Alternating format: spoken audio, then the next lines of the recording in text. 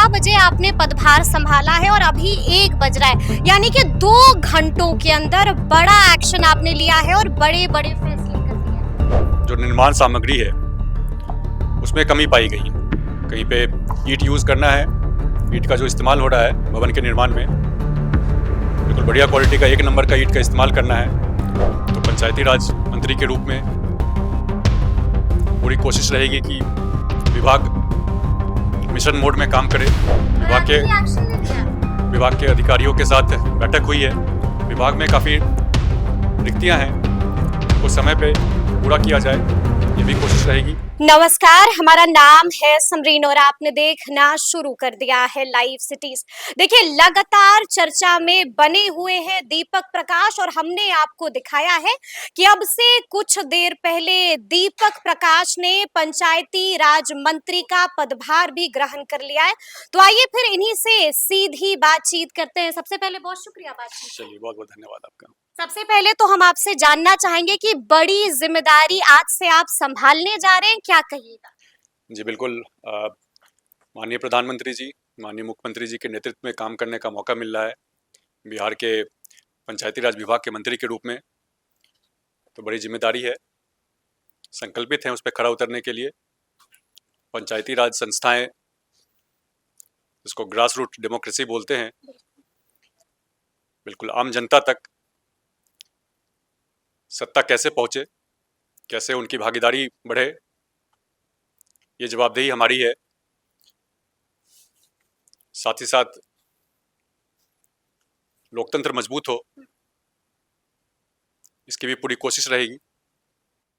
अच्छा, हमने देखा कि आते ही एक्शन मोड में आ गए हैं दीपक प्रकाश और आते ही आपने बैठक भी बुला ली। देखिए, ये वाली तस्वीरें भी आपको हम दिखाएंगे कि किस तरह से आते ही एक्शन मोड में आ गए हैं, बैठक बुलाई है, क्या कुछ डिसाइड हुआ इसमें?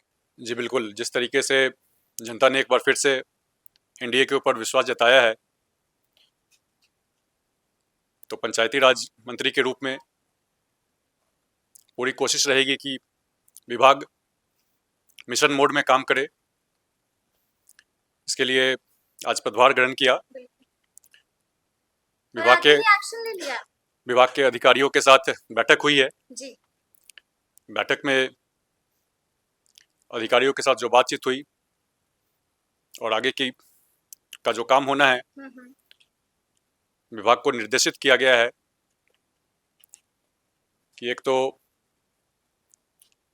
जैसे पहले के अनुभव से हम देख पा रहे थे, पंचायत स्तर पे जो भी काम हो रहे हैं, कई जगहों पे पंचायत राज भवन का निर्माण हो रहा है, पंचायत सरकार भवन का निर्माण हो रहा है, उसमें गुणवत्ता की कमी पाई गई थी। तो गुणवत्ता को कैसे अश्योर किया जाए, उसके लिए ये निर्णय हुआ है कि सभी पंचायत पे एक मॉनिटरिंग कमेटी का गठन किया जाएगा। मॉनिटरिंग कमेटी में विभिन्न राजनीतिक दलों के प्रतिनिधि होंगे। उनको देखना होगा, मॉनिटर करना होगा कि जो कोई भी काम किया जा रहा है वो गुणवत्तापूर्ण हो और समय पर पूरा हो। इस चीज़ की निगरानी वो करेंगे।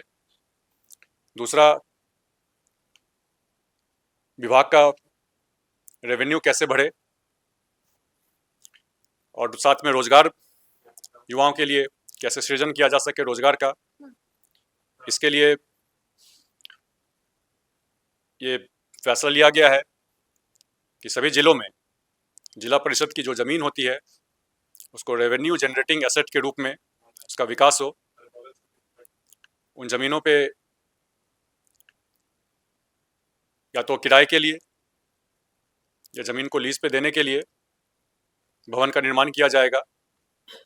उसे एक तो विभाग को रेवेन्यू मिलेगा, साथ ही युवाओं के रोजगार का भी सृजन होगा। इसके अलावा एक तीसरा मुख्य बिंदु, विभाग में काफ़ी रिक्तियां हैं, उनको समय पे पूरा किया जाए, ये भी कोशिश रहेगी। विभाग का काम सुचारू ढंग से चले और साथ में रोजगार की भी व्यवस्था हो। अच्छा, हमने देखा कि आपने कामों की समीक्षा की, बैठक की, तो कोई पुराने आदेश भी हैं जिनको आपने पलटा है? नहीं, अभी जितनी भी जानकारी मिली है, जितनी भी समीक्षा हो पाई है, तो अभी मुख्यतः इन 3 बिंदुओं पे काम करने का निर्देश दिया गया है। जो भी काम आगे फिर देखे जाएंगे। जरूरत पड़ी तो ऐसा भी निर्णय लेंगे आप? जरूरत पड़ी तो युवाओं के लिए और लोकतंत्र को मजबूत करने के लिए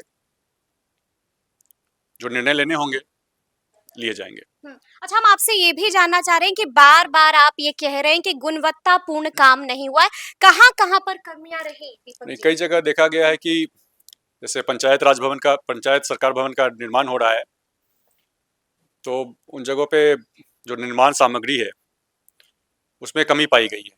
कहीं पे ईंट यूज़ करना है, ईंट का जो इस्तेमाल हो रहा है भवन के निर्माण में, बिल्कुल बढ़िया क्वालिटी का 1 नंबर का ईंट का इस्तेमाल करना है। कई जगहों पे देखा, स्वयं मैंने भी देखा है कि गुणवत्तापूर्ण ईंटों का इस्तेमाल नहीं किया जा रहा है, 2 नंबर या 3 नंबर ईंट का इस्तेमाल किया जा रहा है।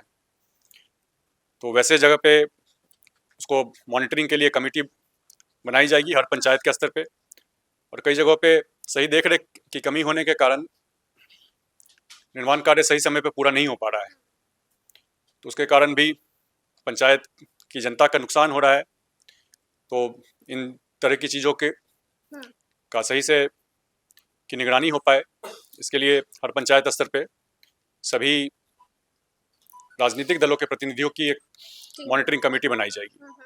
जी। अच्छा, 11 बजे आपने पदभार संभाला है और अभी 1 बज रहा है, यानी कि 2 घंटों के अंदर बड़ा एक्शन आपने लिया है और बड़े बड़े फैसले कर दिए हैं।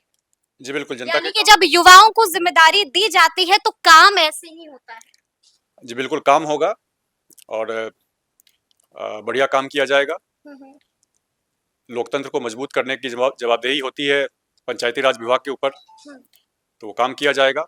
साथ में कोशिश रहेगी कि युवाओं के रोजगार के लिए भी जहाँ कुछ स्कोप दिखे वो काम भी किया जाएगा। चलिए, एक अंतिम सवाल है, आप तो एक्शन मोड में आ चुके हैं, आप तो लगातार काम करें, लेकिन राजद वाले जायका बिगाड़ रहे हैं। देखिए, राजद ने आपको लेकर के एक बड़ा पोस्ट भी कर दिया है।